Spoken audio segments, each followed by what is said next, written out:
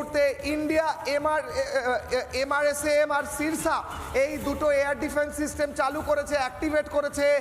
আমি একবার ভাস্করের কাছে যাব, কারণ খবর পাওয়া যাচ্ছে শ্রীনগরে একটি ফেলড অ্যাটেম্পট হয়েছে। পাকিস্তান অ্যাটেম্পট করেছিল শ্রীনগরের এয়ারবেসে হামলা করার, সেই হামলা রুখে দেওয়া হয়েছে এবং ভারত পাল্টা পাকিস্তানের 3টে এয়ারবেস গুঁড়িয়ে দিয়েছে। যদি ভাস্কর থাকে আমি আরও একবার লাইভে যাব। ভাস্কর, শ্রীনগরে অ্যাটাক করার চেষ্টা করেছিল পাকিস্তান, কিন্তু সেই পাকিস্তানের অ্যাটাক আমরা নষ্ট করে দিয়েছি, ফয়েল করে দিয়েছি।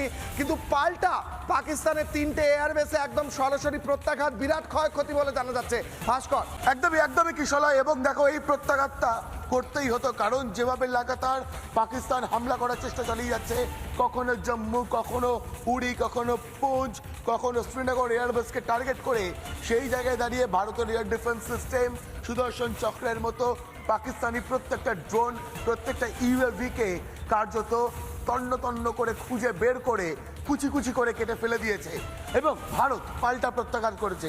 এই মুহূর্তে দাঁড়িয়ে যে আপডেটগুলো আসছে সেই আপডেটগুলো হচ্ছে ভারতও পাল্টা প্রত্যাঘাত করেছে পাকিস্তানের 3টে জায়গায়। অন্তত পাকিস্তানের যে ক্ষয়ক্ষতি এই মুহূর্তে হয়েছে সেই ক্ষয়ক্ষতি ভয়ঙ্কর। এবং তার পাশাপাশি তোমাকে এই আপডেটও দিয়ে রাখবো যে লাগাতার জম্মুর বিভিন্ন জায়গায় বিস্ফোরণ হচ্ছে। উধমপুর এলাকা, সেখানেও কিন্তু এয়ার সাইরেন যেমন বাজানো হচ্ছে, কিছুক্ষণ আগে আমি জম্মুতে শোনাচ্ছিলাম সাইরেনের শব্দটা কিশলয়। তার পাশাপাশি কিন্তু উধমপুর, পুঞ্চ, নওশেরা